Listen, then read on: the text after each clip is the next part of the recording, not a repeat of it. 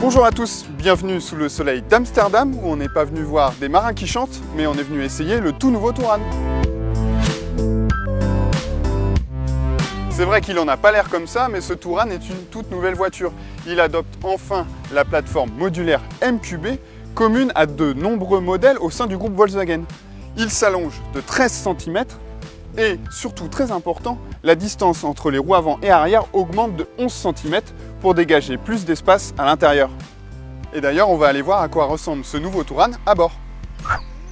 Le monospace allemand en profite pour peaufiner sa modularité et son habitabilité.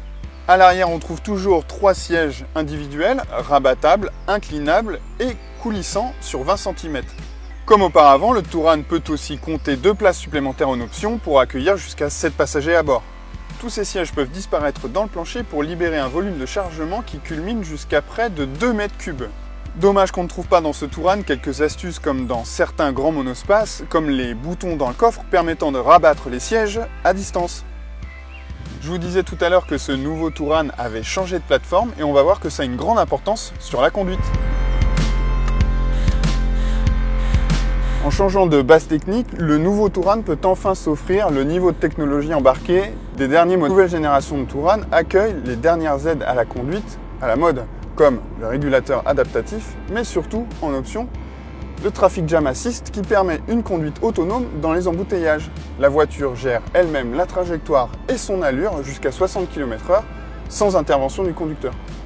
Un équipement qu'on retrouvait jusqu'ici sur des grandes berlines, mais très rarement sur un monospace. Là, c'est vraiment un point fort pour ce Touran. Mais le principal avantage de ce changement de base technique, c'est que cela rend ce Touran un peu plus sympa à conduire.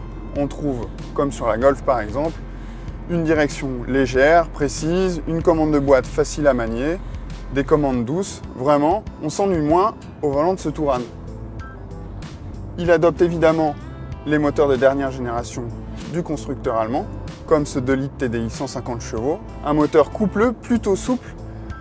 On pourrait lui reprocher simplement d'un peu trop grogner à l'accélération. Mais le plaisir de conduite est bien mieux mis à l'honneur qu'auparavant.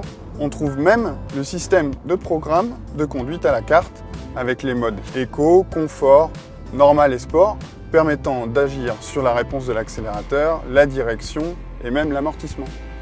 D'ailleurs, notre version en finition intermédiaire Comfortline est équipée de l'amortissement piloté DCC. Le résultat est plutôt bluffant, ce monospace s'avère plutôt confortable sur les routes des Pays-Bas. Mais le confort, c'est quelque chose qu'on vérifiera encore à Paris sur une version équipée de la suspension normale. Pour le reste, retrouvez cet essai complet du nouveau Touran dans le prochain numéro d'Automoto. À bientôt!